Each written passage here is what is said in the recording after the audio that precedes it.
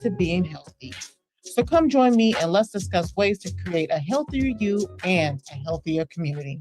This February, history comes alive in our community. Rainier Avenue Radio proudly presents the 2026 Call to Conscience Black History Month celebration, a month-long experience honoring the people, places, and stories that shaped Seattle and the nation. From powerful exhibits and live conversations to original storytelling, performances, and community dialogues, Call to Conscience connects past, present, and future. Told by us, for us. Experience the Black History Month Museum, special tribute, live radio broadcasts, family programming, and voices from across generations, all centered on truth, culture, and legacy. This isn't just an event, it's a call to remember, a call to honor, a call to act. Join Rainier Avenue Radio and our community partners this February at the historic Columbia City Theater. For the full schedule of events and updates, visit calltoconscience.org. Call to Conscience 2026, where history speaks and the community listens.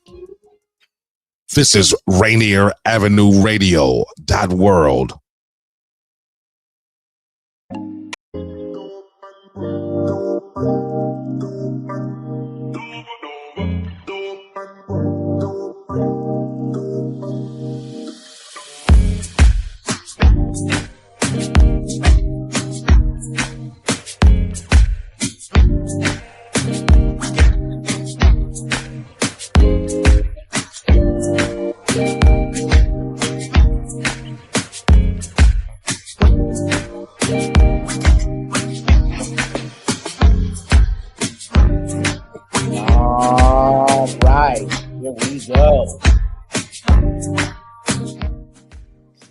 Sports Weekly.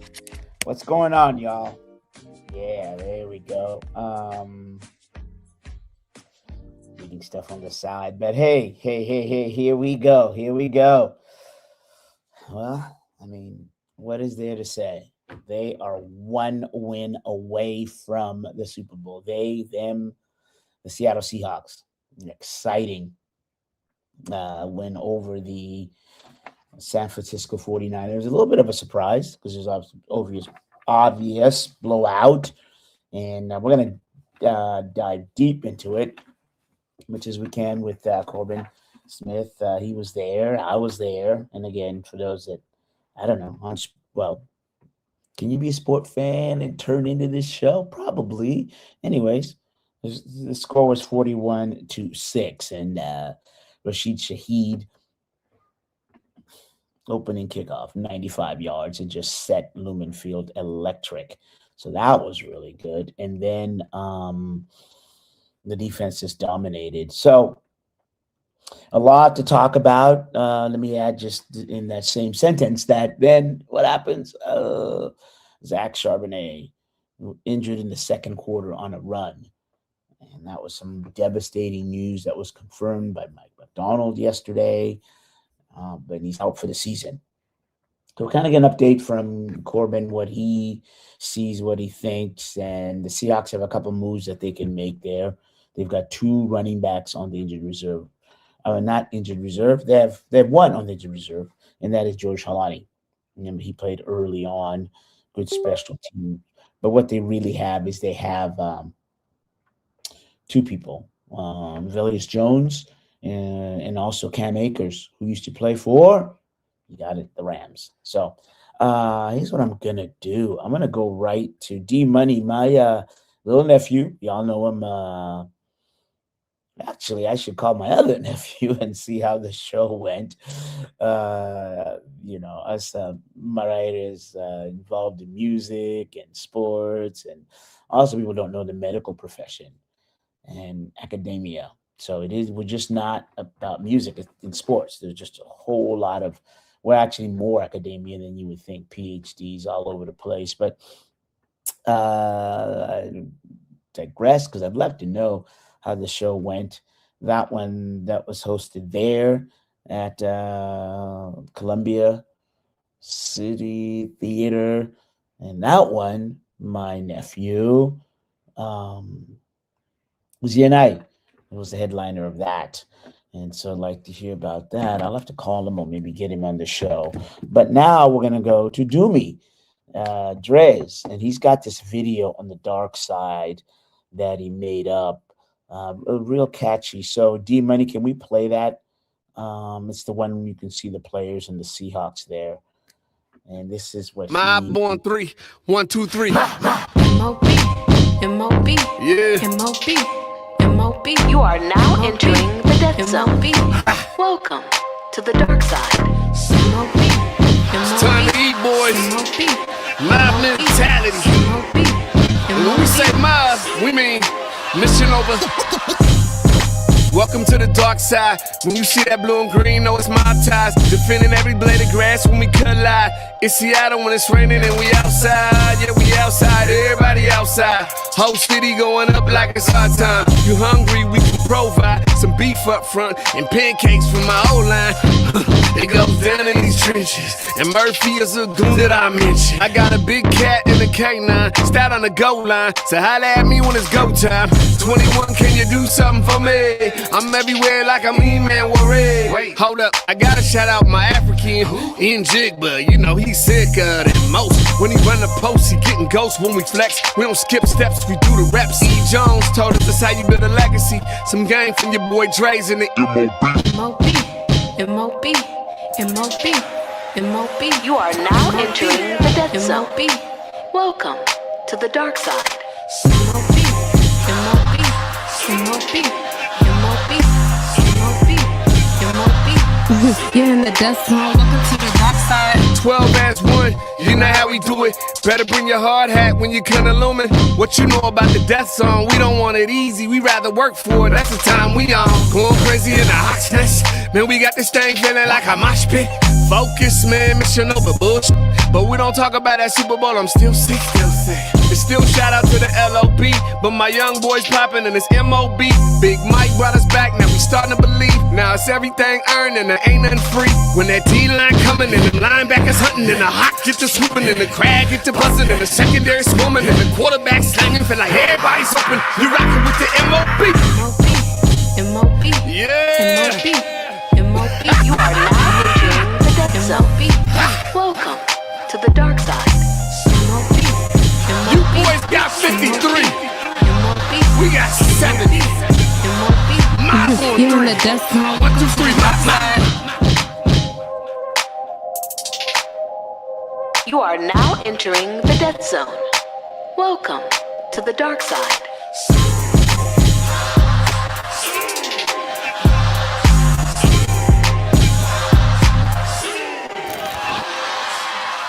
All right, there you go. Kind of catchy, wouldn't you say?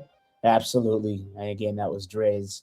And you using all different platforms, so you can go there and I don't know, download it, play it. It's one of the team's theme songs, and players like it. So, all right. D-Money, who's the third person? Let me know when Corbin comes in, because Corbin is, as I said. So, just looking at this game, I know that's right. All right, I love it. I love our YouTube. Hey, y'all on YouTube, man, you know what? You can ask questions. Feel free to, because we're really trying to get this to be an interactive chat. So go ahead. I appreciate y'all checking in, but check in and say something, ask something or whatnot. And there's the stream with audio only. All right. So there we go. Yeah, I mean, look, so we'll talk. Well, I'm just going to get right into it. I was going to put a video, but until Corbin comes on, the question now is this matchup with the Rams, right? And what are you going to do in the running back situation? But, I would say when you kind of, I'm going to go, we're going to go right into that. I think one of those matchups in terms of what do I think, it's interesting that let's start with the wide receivers. I think one of the things that people, fans on both teams are really, really going to, I'll get to the Darnold question in a second there, but that is a treat, is this Puka Nacua and Jackson Smith-Njigba matchup. In the two games that they've played, Jackson Smith-Njigba has 17 receptions, 201 yards, and 1 touchdown. Horton will not play. Let me one of those things. So that's one. And the reason somebody asked a question there, and I'll get to the Horton as well, and I got to write all these down. But also the other thing is Puka Nacua. In 2 games, again, he's got 14 receptions, 300 yards, and 3 touchdowns. I think that's a matchup that both coaches are going to try and negate. They're not going to be able to shut them down. D-Money, I can't see the comments. They're too small for me on the screen. I think that's one of the matchups that's there. And both of those, again, Puka Nacua and Jackson Jigman are going to get theirs. The question then is, who else is going to step up in the secondary role? And oddly enough, it's going to be your 2 tight ends, and that is A.J. Barner. I wouldn't be afraid of this game, excuse me, but I think it is a chess match. I think it's what you want. Yeah, you'd rather play the Bears, but as I say, both coaches, this is why John Schneider hired Mike Macdonald for this game. This is exactly why he went out 2 years ago and said, I'm going to get the best defensive coordinator, the young genius, the kryptonite of Sean McVay. Because Sean McVay undoubtedly is the best offensive play caller there is.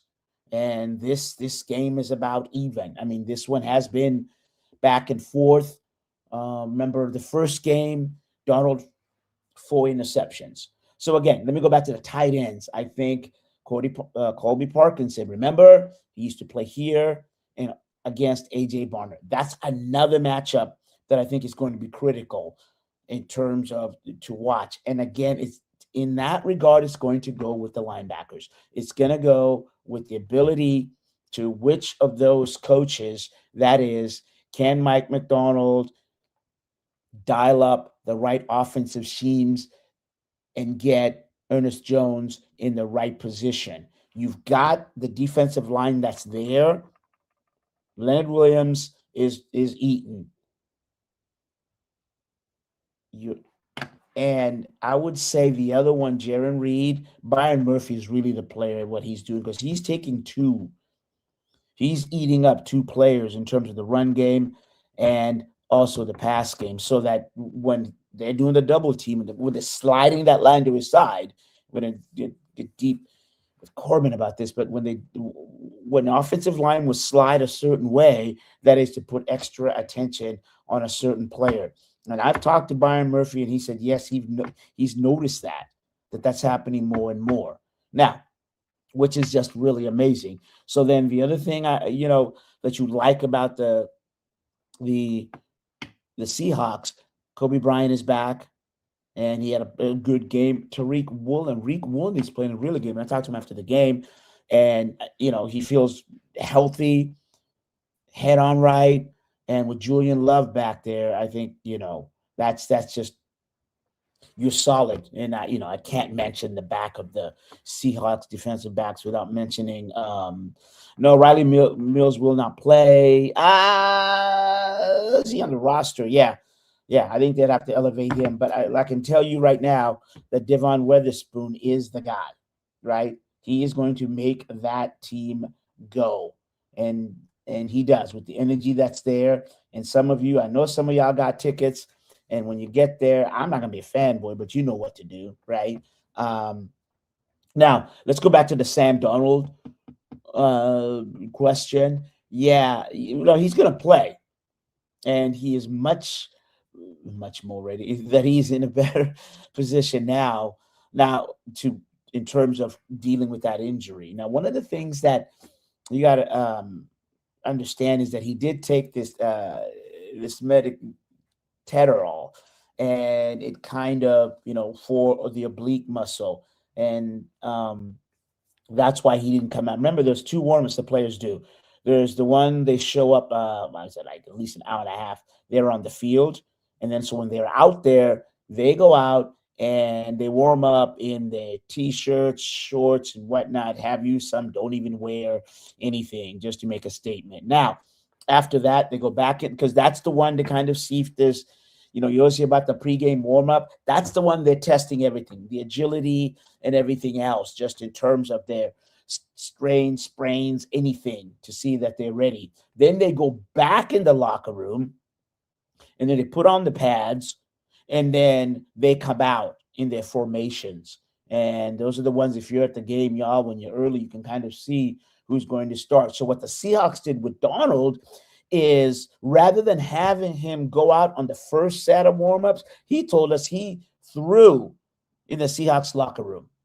Now, if you've ever been in the Seahawks locker room at Lumen Field, it's big.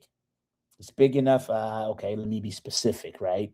Big doesn't just give you anything. It's probably, let's say about 20 yards. No, let me see, 10, 20, 30. I'll ask Corbin about this, but it's about 30 yards in terms of, all, with the lockers all aligned. And now I'm going to be about 15 to 20 minutes late. All right, that's fine. And so that's really how the length of that. And then in terms of, so he was warming up in there. And that was critical to see whether he was going to be able to play. And so he was fine for the most part. He was obviously under pain. There's just no doubt, he was. And let me tell you, what it does when you have an oblique muscle is that if I'm facing you and then I turn to my right with the ball, right, I can do that with a little bit of discomfort. What I can't do with an oblique muscle is then turn to the left. Why is that important? If I'm scanning down the field, and let's say I'm looking to the right and I'm dropped back and I'm looking for Smith-Njigba on the right, that's fine. He does a curl route. He does a go route. 15 down, let's say A.J. Barner does. He goes 10 and cuts inside. What I'm not going to be able to see is, let's say, Rashid Shaheed on the far left side, that route. And that's what's limiting, has limited Darnold in that perspective. That's what limited him, but he got better and he kept warm in the second half. All right. So, I think some other matchups here that you're going to, take a look at is who steps in at the running back position. Velus Jones and Cam Akers. And Jones had 8 carries when he subbed in. Remember, Charbonnet got injured in the second quarter on that run. And so then you just, depending on whether you're there or whether in the TV, you heard that, okay, he's injured. But the Seahawks did a really good job of masking that, or I wouldn't say not needing him, but playing without him. And because Ken Walker was just on fire. You saw that just in terms of how many yards, 116 yards there. So when you're running the ball there, if you ask me, Cam Akers is the veteran, but they obviously went with Velus Jones. So in that, they like him. And what the Seahawks will do today, and I got to tell you, we won't know until tomorrow because they're off today.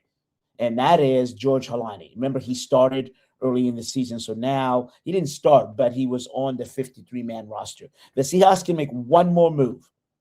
That is from the injured reserve to designated to play. Now, remember, no, you're not. You're not out of call-ups. You can make as many call-ups as you want and can from the practice squad to the normal, to the game day roster.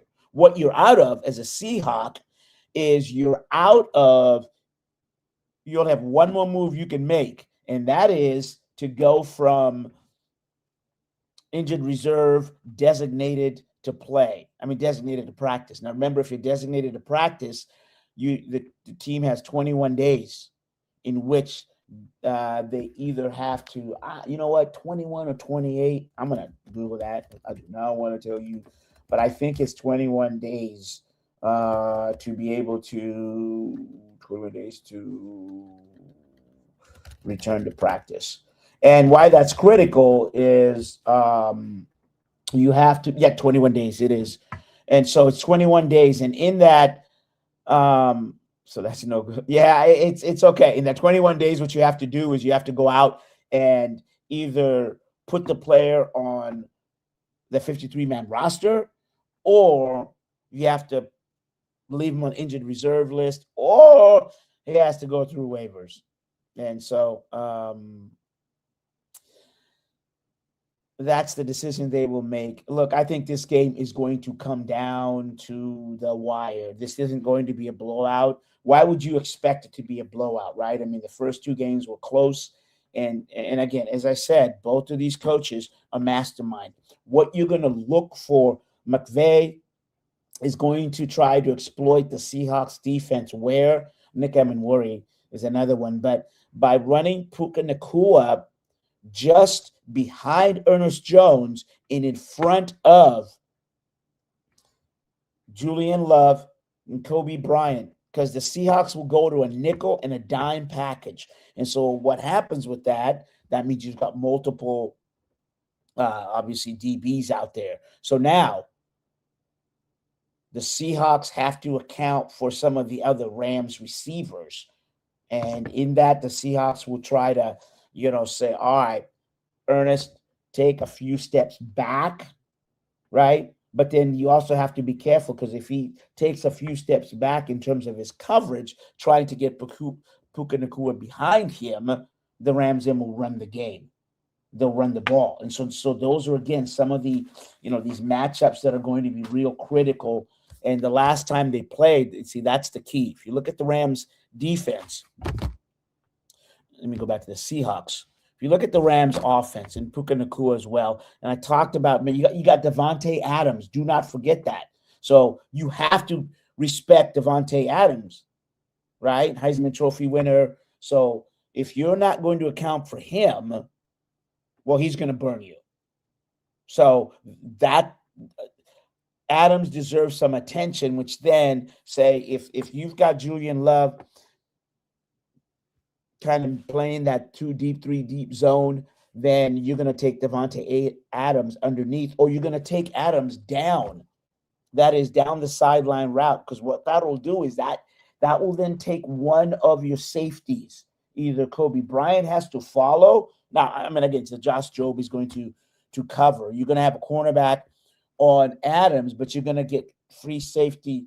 I mean, you're going to get safety help. The Seahawks just call them safeties. So when one of those safeties is gone, now you'll have one safety, and that's where Puka Nacua comes in. And with his route, he's going to the space that was vacated by Davante Adams. Because there's nobody there, right? Because your cornerback and your free safety are all the way down there. And so those were your matchups are. So then Mike Macdonald's going to try to counter with, all right, I'm going to show the Rams I'm going to show Stafford maybe man, maybe a zone in their pre-snap, and then definitely they have to get in there. So let me do this. I'm going to just get the expert in, and we're just going to, thank you all for tuning in. We're going to get right to it. Corbin, how do you, thanks for coming in, man. I know, Corbin Smith of Emerald City Spectrum is going to join us. Are you there? Yeah, I'm here. Thank you. Hey, can I just tell them what your moves that you're making? Is that okay? Can I make that public? That's perfectly fine. Yeah. All right. Well, it's actually wonderful news. Corbin Smith is, again, Emerald City Spectrum. Emerald City Spectrum. He's one of the most dedicated journalists that is out there. What do I mean by dedicated? Here's a guy that was living in Colorado and covering the Seahawks. Can you believe that? So he would travel to all the away games. He would travel, sometimes make it to practice for 2 seasons. That's dedication. And you know what? He wasn't reading any other people's stuff and kind of mailing it in. He's, as you know about, he's a deep, dark analysis, and I'm gonna get to him right away. I'm gonna stop talking. But I mean, it's just amazing. So now, guess what? He's coming home. So Corbin and his wonderful wife, I should say, are moving to Seattle. So right now he's been moving around, doing his thing. So, all right, Corbin, thank you for making the time. All right, how are the Seahawks going to defend Puka Nacua? I got people asking me. I need an expert. Well, that's always easier said than done, Maz. But I think I think at the end of the day, they have got to play within themselves. I don't think it's a schematic thing necessarily.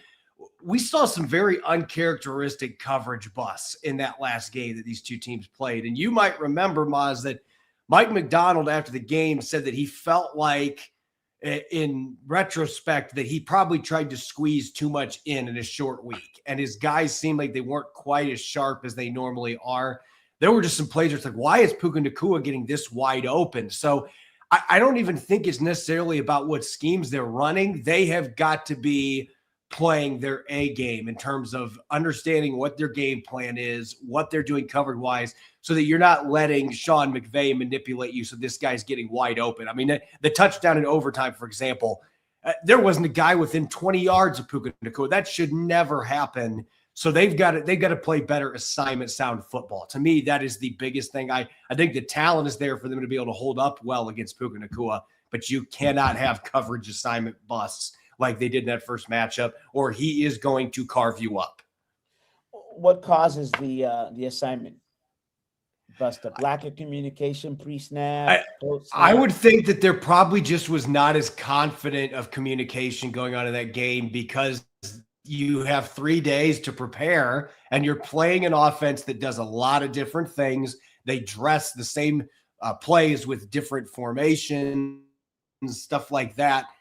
It makes it tough if you are not 100% confident where everybody's supposed to be. So if you put too much in a short week, your players can feel like they're drowning rather than playing free and fast, if that makes sense. And I think that impacts the speed of your communication as well. So I'm sure Mike McDonald's looking at this week, and they're going to have a full week, which helps. But I think he's also probably looking at, hey, let's not make this so complicated that our guys are not playing fast. Yeah, no, well said, because that's exactly what he said yesterday when I asked him the see ball, get ball question. And he said, what they try to do is just, to your point, make it real simple so players can play free. I mean, within their scheme. Who do you need to have their best game? We're going to defense, and we'll go to who right now needs to step up, if that's possible, on this defense, or be consistent from last game to this game. Where's your concern? Like, I need him to be him. That makes sense. I don't know that I necessarily have any players that I'm concerned about, but I want to see the defensive line get after Matthew Stafford. That has been the one thing that's been a struggle for them and we saw in the fourth quarter that last game when they started to get the comeback going, a big part of that was they started to get some pressure on Matthew Stafford. The first 3 quarters, he could have been in a lazy boy throwing. I mean, they weren't getting any pressure on him whatsoever. I'm wondering if Mike McDonald might have some more blitzes. And I don't know that he's going to be sending blitzes a ton because that just hasn't been his style this year. But the Chicago Bears had some success bringing extra defenders and getting after Matthew Stafford. I wonder if we see Mike McDonald unveil some of those kind of things this week to complement that defensive line. And I think that can open things up for your front line. But I need to see Leonard Williams. I need to see DeMarcus Lawrence. And I see Byron Murphy, Uchenna Nwosu, Boy Mafe. This is a big week for Boy Mafe. Can you get some pressure on Matthew Stafford and get some hits on him this week? Because if you don't, he'll carve you up. If you hit him, you saw last week, Chicago was able to keep that offense at bay for a good chunk of that game because they were getting pressure on Matthew Stafford. I think that front line, not necessarily calling him out, but play your game and take advantage of the opportunities to get after Matthew Stafford. Nick Emenwari, where does he fit in then? I mean, do you want to stay away from bringing him in the box, or is that part of the disguise that you're going to do? Well, he's going to play in the box anyway. I mean, this is a team that's played a lot of 3 tight end sets this year. It's been quite a switch up for Sean McVay, and I expect they're still going to be doing a lot of that on Sunday. So you're going to be needing him to play defense against the likes of Tyler Higbee and former Seahawk Colby Parkinson, Ferguson, their rookie out of Oregon. You're going to need him to be able to defend those guys. So he's going to get plenty of slot action. He's going to get plenty of action in the box, and I anticipate Mike McDonald is going to send him a little bit to get after Matthew Stafford too. As I said, I think he'll be a little more aggressive this week, especially seeing what Chicago did. Not that they're going to do identical schemes, but they're going to try to draw up some stuff that can maximize that ability to maybe catch him off guard a little bit and get some pressure. All right, let's do this. I'm going to hold you over. We're going to go on break, and then why don't we and then Corbin, can you stay for about 5 or 7 minutes on the other 10 minutes on the other Absolutely. side? Absolutely. Let you go. Yep. All right, cool. Thank you. All right, let's go on break, and we will return. This is Seattle Sports Weekly with Corbin Smith. I'm Masvida Mara Eric.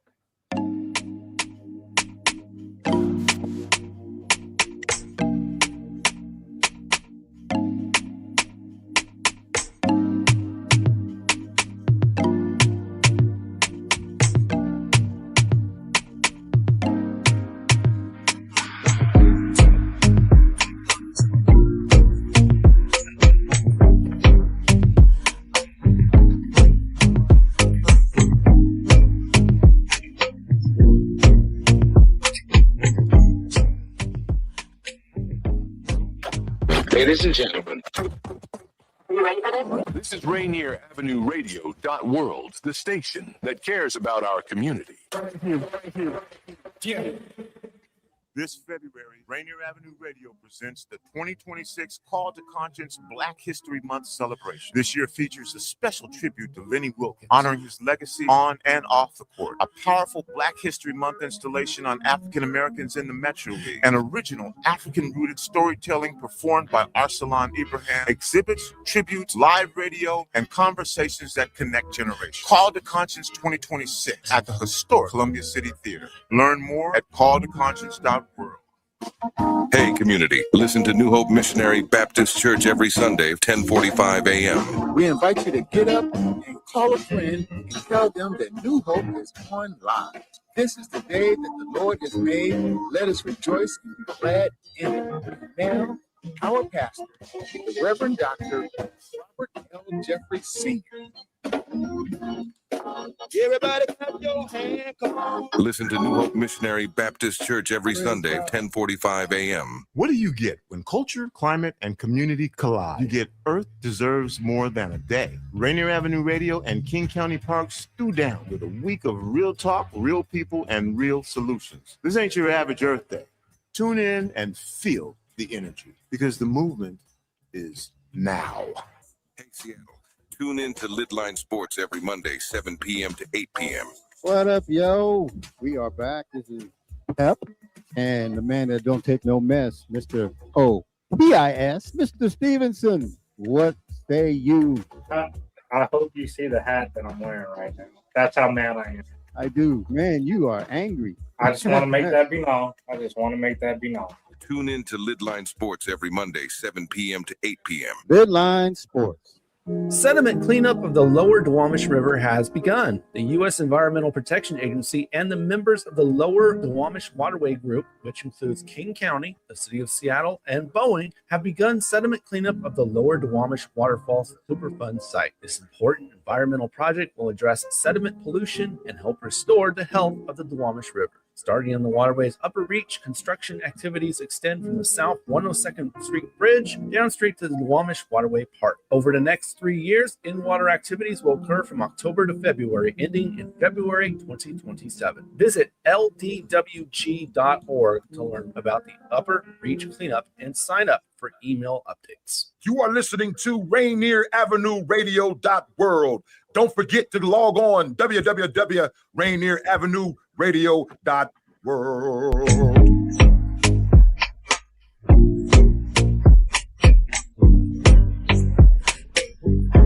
All right, let's get right back to it. This is second half of Seattle Sports Weekly.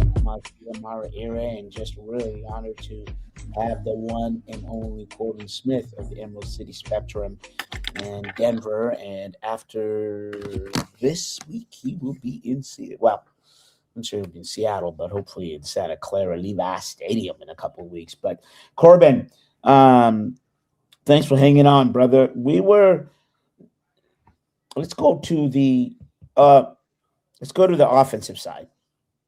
Sam Darnold And I did look this up because Kyle Shanahan, Toradol. You know what that is? Unfortunately, I do when I was a player. Tell the audience what that has to do with Sam Darnold and Shanahan, because he let them be, right? Didn't he? I think that was a little, that was kind of a friendly, we just got our butt kicked, but here's a friendly jeer. That a guy that, Kyle Shanahan was instrumental in getting Sam Darnold's career back on track. So, he's probably thinking like, why did I do that? But I had to make the comment about the Toradol shot because let's face it, the 49ers coaches had plenty of players that have been banged up and have had to try to play through injuries. So he knows what goes into that entire process all too well. So I'm presuming that that's definitely what Sam had before the game. Probably after he was tossing the ball around in the locker room, probably got it then, and then went out in uniform and played and played pretty good football, even with the Seahawks not asking him to do too much. They didn't need him to do too much last weekend. Yeah, Toradol is an injection you take. It's on an anti-inflammatory shot, so that's what that is. All right, so what do you need? I mean, we're assuming Sam will be fine and he'll play, and actually with another week of rest here. But what do you need from Sam Darnold this week? Because, you can't go 4 interceptions. Week 11, right? 4 interceptions. And then you had 2 interceptions in week 16. You were sacked 4 times. Good Lord. Well, I think this game's going to be a little different in the sense that, the Rams last week had a pretty good game defensively. They only gave up 17 points to the Chicago Bears. But you look at the games before then from week 12 through the wild card round, they were giving up more than 28 points per game. They have had major issues on the outside, giving up big plays downfield. The cornerback spot has been a problem. They were hoping Ahkello Witherspoon was going to help fix some of that, and then he got re-injured. So he's out. So they've got some major concerns in that outside corner spot. You need to find that balancing act here where, you can't have Sam Darnold throwing a bunch of picks. You can't have 3 or 4 interceptions in this game, but you also can't have him holding back, trying not to make a bunch of mistakes. You got to let him play within himself. You got to let him be able to take some of those shots downfield. I think that's going to be a bigger part of the game plan and a bigger necessity this week, especially without Zach Charbonnet, having both your running backs. I still think Seattle will be able to run the football. But I think they're going to need more from Sam in terms of being able to lift the offense and getting some of those plays downfield in this game.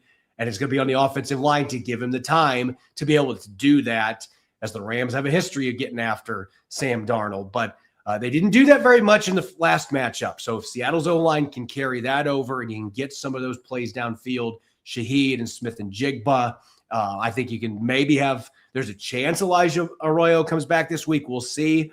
But you got to get a few shot plays in this game. You weren't necessarily needing that on Saturday. I think in this game, it's going to be imperative they get a few of those to be able to win this one. And then in the same role, Cooper Kupp seems to be becoming part of this offense, not so much in the volume, but the impact of the. What are you seeing from him? And obviously that is helping the Seahawks offense. Fair question. Yeah, could you rephrase that real quick? Because I'm just trying to think of the best answer. Cooper Kupp has now become, an integral part of this offense, and it's not so much the number of receptions; it's when he's getting those receptions. Yeah, I love how Mike McDonald put it the other day. The high leverage situations. That is where this reliable veteran shows up, and he's been doing it all year. Look back at that matchup that they had against the Rams in week 16, had a 24-yard catch in that game that set up a key scoring drive for them. He has come through in those clutch moments when they need him to show up. And he is such an invaluable player when he doesn't have the football in his hands. You don't say that about a lot of wide receivers, but he's as good of a run blocker as there is in the NFL. And I think there's a contagiousness to that. You see other receivers, they're like, man, look at this vet that's been a Triple Crown winner, and he's out here every play just blocking his tail off. I'm not letting him do that and then getting caught not doing my job. And I think that's been a big part of Seattle's run game ascending. Like, if you want to have a great run game, you got to have all hands on deck, being willing to block and do the dirty work. And I think Seattle's receivers have really embraced that, because Cooper Kupp, Cooper Kupp isn't going to take, he's not going to take any on that. He is prideful about his blocking. So the receiving numbers might not be there, but he comes through when they need him to, and Darnold looks for him in those situations. And then you add into the blocking and just all the dirty work that he does. He has been well worth the contract that they paid him, even if he's not 1,000-yard receiver anymore, 100 reception receiver anymore. He does so many things that don't show up in the box score, and the stuff that does show up in the box score, high leverage situations consistently for Seattle's passing game. Yeah, and blocking is also the tight ends, right? That's been an integral part of their game. But is there something to be said that if I'm covering you and you're the tight end and I'm, the DB or whatnot, so you're blocking, something to be said that maybe I'm thinking, oh, well, he's going to block on this one, and then you do a release route, and then you catch me sleeping? Well, Seattle did that a couple times in that last matchup against the Rams, including with Eric Saubert on that 2-point conversion play, where, he's not a guy that's known for catching the football very often. The Rams just kind of got caught sleeping there. So, yeah, I think there's definitely the really good tight ends know how to do that. They know how to lull their defenders into sleep with the blocking, and they do such a good job of making all of their releases look similar too. Even if they're looking like they're going to block, they do a good job of selling that and then get out into their route. And I think all of Seattle's tight ends, Elijah Arroyo, I think, is somebody that's going to have to work a little bit more on that, but he's a rookie. I think Saubert's pretty good at it. AJ Barner's become a master at that. Brady Russell has an ability to do that when Seattle uses him in that position. So I think Seattle's got some very well versed guys in terms of knowing how to do that technique wise. You were a coach in high school. So going back to the run game, do you maybe put the fullback, more formations with the fullback in there along with Ken Walker, or is just me thinking stuff? Is that an option for the Seahawks? I believe that Oots was out the last game these two teams played as a healthy scratch. I have to go back and double check that, but it seemed like Seattle kind of pivoted away from the fullback. I think they go back to it this week, and I think it boils down to what they want to do in January football and establishing that physicality up front, really force the Rams to bring up an extra defender to deal with that extra guy in the box, get some of those play action opportunities, and then take advantage of your one-on-ones with the corners and the outside. Seattle's had opportunities. Rashid Shaheed had Forbes burned in the first matchup, and Darnold just underthrew it a little bit, and Forbes got his hand on it and broke it up. Could have been a long touchdown. I feel like there will be opportunities there, but I think getting some of that more max protection look, but then getting some shots off of it is going to help your run game, and it's going to help some of your play action passes. I think they've been waiting to bring that back out for this matchup and utilize those two back sets. Okay, and what move are you going to make you can only make one more, right? That is from the IR to designated to practice, and we kind of figure you would think that'd be George Halani, right? If Halani is ready to go, that is the obvious pick, because you don't need a tight end, you need a running back with Zach Charbonnet being out. And I think that Halani he is not an identical player. He's not going to be quite as ferocious running between the tackles, but he'll break tackles, and he's got great burst. I just think he's the closest that you've got as far as a guy that can come in and be a true number two behind Ken Walker III, and he knows the offense. He's played snaps against this Rams defense before. And then you could have Velus Jones as your number 3 guy with the 4.3 speed. I think having another guy on your roster that can really be a home run hitting threat and also has special teams value, I think that's where you can see all 4 of their backs be dressing. Cam Akers could be a practice squad elevation as well to try to pick up the slack. And all 3 of those guys have played special teams. So, but I think that move has to be Halani if he's ready. If not, I don't know that they can afford to bring anybody else back because they're going to need that spot to bring up one of their running backs to the 53-man roster. So they're going to have to do some movement this week, I think. But Helani would be the obvious pick for who's going to get that IR designation. All right. I just one more for you here before I let you go. Well, I mean, it's open-ended. Just what are your take on Sunday's game? Just your thoughts.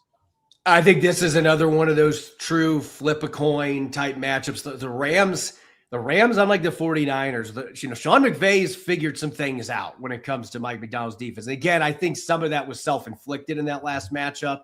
Seattle is going to be much better in terms of being polished with their communication and their game plan this week. I'm 100% confident on that. I don't think we're going to see near as many points as we saw the last matchup.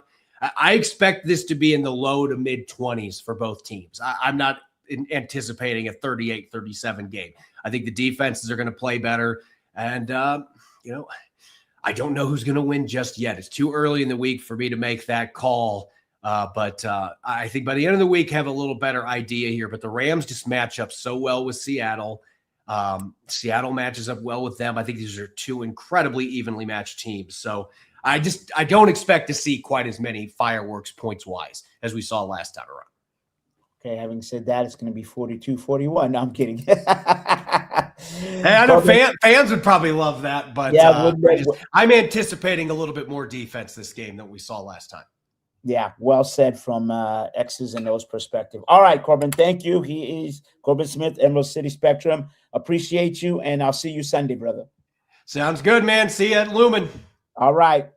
Okay, there he goes. So we're going to switch gears. There was a game last night. What do you mean there was a game last night? Yeah, there was a college game. I want Sam to come out swinging for the fences, get on top fast. Okay, there you go. I think they will do a little bit of get Sam out there. And what do I mean by that? Yeah, they'll probably throw a rhythm pass early in the game. And you know what? Let's do this. I'm going to ask a coach, former college coach, high school and college, and he's still in the know in terms of what's happening. And he is Scott Lago. And coach, we had a game last night. What was your thoughts of the game last night? Lego Maego. There you go. Hold on. You're on mute. There you go. Sorry about that. I thought you were boycotting me since I've been butchering your name for 5 years. Like, I'll show you.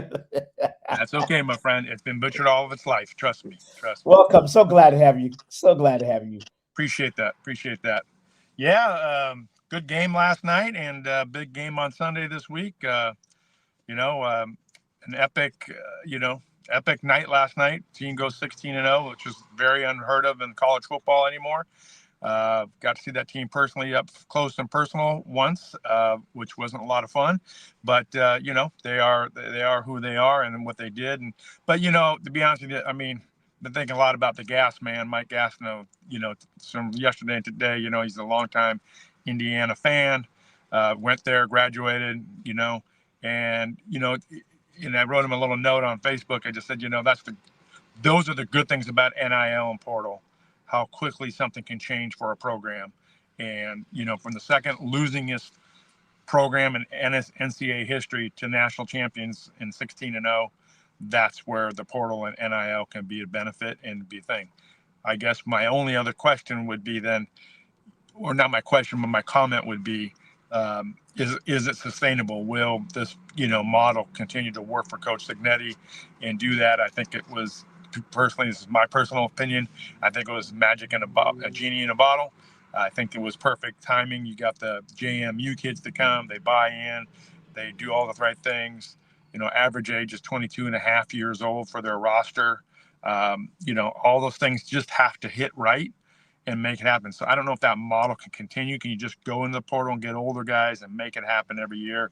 I think it has to be a perfect mix. I think it has to be a little bit of portal, and I think it has to be high school and development and things like that. So, but it'll be interesting to see the model, because obviously you look at, Coach Campbell at Iowa State going to Penn State. He's brought about 20 players with him.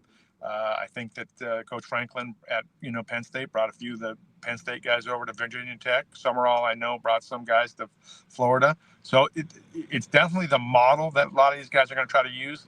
Can you do it? Can you make your culture click that fast? I'm in question of it, but it's an interesting intrigue. But but for the gas man's sake and for Indiana, pretty incredible, 16-0. What I saw some statistics from ESPN this morning, from the losingest program to now winning the national championship. As a coach, you've coached in so many levels, and you still, we know you're connected in certain programs and whatnot. Yep. So when you now go to this program, well, let's start with, I don't even know how to ask. I don't know what to ask, but the expectations to win, how have they changed, especially when you're going from one school to the next? Well, I think, unfortunately, we're just in a day and age, Maz. It's not like the old days. The good thing about the Indiana example for a lot of coaches is there's a model. Okay, there's we just talked about older guys in other programs, bringing them in. There's the model. The bad part about that, especially for these young coaches that are coming in, it's the old days where I have a 2 to 5 year plan. Well, there's no 2 to 5 year plan. Coach Signetti did it in 1 year. And so you got to start, the ball has got to be rocking and rolling. You better have a great personnel department that you're bringing with you that really can identify talent, how the portal can work to your advantage quickly. And unfortunately, you're talking about crazy expectations. I mean, look at Lane Kiffin this year. Maybe, we can argue if he would have been there, if he wouldn't have been there, but maybe his best chance to maybe win the national championship with Ole Miss, but rolls to go to LSU. And now he's trying to do the same thing down at LSU. And he's, not really, I don't think, bringing a lot of Ole Miss players, and so bringing the staff, but can you do it? And we both know that, you and I both know the expectations of an LSU. They expect to win a national championship. It's not let's, build this thing. It's we expect you to do it. We have talent base here in the Louisiana. We know we can go after the portal. We can go after guys we want, and you better make it happen, So I know the Seton kid from Colorado's down there, the big offensive lineman.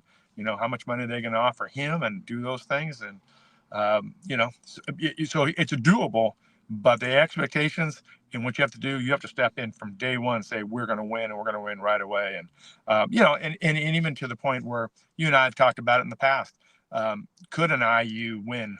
Let's be honest, it's deemed a basketball school. It's been known for Bobby Knight. Could it do it? Well, it just proved it could do it. Will Will Stein do that at Kentucky? I don't know. We'll see. We're going to find out. So you've got to be able to figure this thing out, but you've got to do it quickly because the expectations are there. And now with Indiana winning, I guarantee a lot of the programs that are right below the cusp of the blue bloods are all like, hey, if they can do it, we're going to go do it. And so I think you just have to have the right mix. And, let's be honest and blunt about this thing too. You also have to have a pretty good booster, and Indiana had a good one in Mark Cuban. So you got to have all those things that are kind of sitting in your back pocket. So, and what does this do? Let's go inside a coach's head. What does this do to your coaching then, in terms of your messaging, getting this, getting the reps in, getting ready from first practice in the summer, right? Because it's truncated, because you're not saying, hey, we're going to play a couple of cupcakes. What's that like now when you're sitting with your assistant coaches, getting ready to say, okay, guys, let's get our team together. Here's the vision. Yeah, I think, Maz, that's a good question for two reasons. One, I think it really affects the way, unfortunately, recruiting has gone now. And I've talked about that with what I do with student athlete advocates. But the bottom line is this: when they go through rosters, you're either producing or you're out. There were 10,000 kids in the portal this year. 10,000. Now, I would probably argue 65-75% of those kids were probably kids that wanted to look around and see what they could do. 25% were told, there's the door. You're not going to make it here. You need to go and you need to move on. And so I think that that's unfortunately the part of the realm that we're dealing with. In answering your question, you walk in and you're telling your program, we don't have time to waste, man. We are going to go 100 miles an hour, and you better hold on. You better strap up, because we are going to train like we're going to go win the national championship. We have the resources. We have the people in this building. And if you're not making it, you're not producing, you're not productive, then you're out. And we only want people that are productive and going to do it. And that's just the lay of the land. And that's every sport in the country. That's just not football. That's everybody. If you're not producing, look at, you know enough about the UW basketball team. We're probably talking their fourth or fifth roster that they've had in the last 5 years. It's production and what you're doing, and it's a vision of the coach, but it's also a part of, if that's not happening, if that's not the right model or the right group, boom, they clean house, start all over, and go get another, so many guys and make it happen again. So, and you can do it now with the portal. I mean, there's enough guys. Like I said, 10,000 guys. When they say when it was at 6,000, they were talking about you can make 130 teams. At 10,000. You can make a lot of football teams with that many football players. This year I helped a kid from the Division III program here locally move up to a FCS school, but I told him to get ahead of it because I knew what was coming down the pike, and then that was way before the 3,000, the 6,000, let alone the 10,000. So you have to have a plan. Go ahead, but you it's about production, and that kid was very productive at a D3 school, and it got himself a chance to go to the FCS level. So it's doable. You can make it happen, but you have to. You better be able to produce from the minute you walk in. The old days of the red shirt, 5 years, build them up, bring them along, build the program for so many years, and get bowl practices in, all that kind of stuff.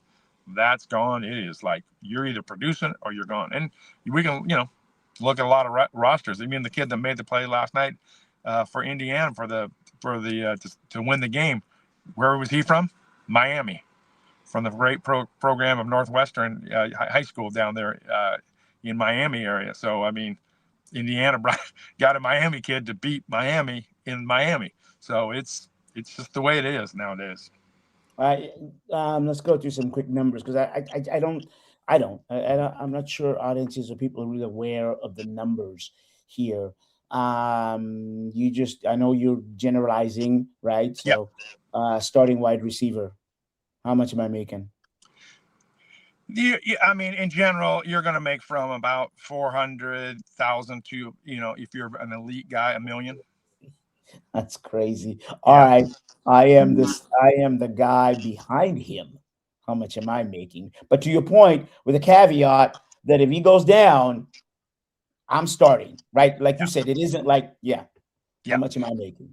You're probably right underneath that. I mean, it's the amount of money that these kids are getting is crazy. But again, it's about production. It's about what you're doing. But on the other end of the deal too, that's just so. Nowadays, when you sign two deals. You sign a one with the school, and then you do a rev share, which the rev share is based upon the dollars that brought in the money. I.e., let's talk about Desmond Williams. I mean, that's Devon Williams, and that's how they got him to stay, because he signed that deal with the University of Washington. So there's the big difference that most people don't understand. And so when you're talking about true NIL money, you're talking. I've seen statistics from $7,000 to $10,000 straight getting paid. That's a whole nother difference, and that's where that revenue comes in, and that comes from the media and all the other stuff that you have in your program and stuff like that. But the rumor on the street is the kid that's the quarterback that went to Texas Tech was getting $5 million, and he's going to make more in 1 year than Shadur's contract right now at the Cleveland Browns for a couple of years. He's at 4.4, and the kid 1 year at Texas Tech is going to make 5. So why do you think these kids are staying in college? There's a positive and a negative to every single thing we always talk about. I think you and I know you're under the same thing that I think. I think the kids do deserve a piece of the pie. How we're given the piece of pie is my concern, in the way we don't construct rules and guidelines around them. I know for a fact that about 10 to 15 years, there's going to be a 30 for 30 about the 2022 to 2025 NIL period of college football or college athletics, because I'm sure we are on the tip of the iceberg of the stories that are really, really out there. So college football needs to fix things, and they need to get to it sooner, or I should say not college football, college athletics. And I do think that there's a model there. I think that they need to get Chris Petersons and Gene Smith, all the guys that retired, Jay Wrights, and make them kind of the governing board and get on a whiteboard and figure it out. They know where all the, pardon the expression, the dead bodies are buried. They know all the pitfalls and the holes in the system, and figure that out and then start from there. The tube is out of the paste is out of the tube. We're not putting it back. I get that. That's not what I'm saying. What I'm saying is using what is present day construct of what we're dealing with and how we do it. So let's go back to even to the $5 million for the Texas Tech deal. They're talking about $22 million for the whole program, and one guy's going to get $5. So you do the math. Everybody else gets dollars. All right, I got to bring you back next week. We got to be continued. So great. Yes, sir. Thank you, Coach. Appreciate you. All right, we got to go. What a great show. Thanks. Thank you. Edward Smith, Emerald City Spectrum, and Score Ligo. Thanks, you money. All right.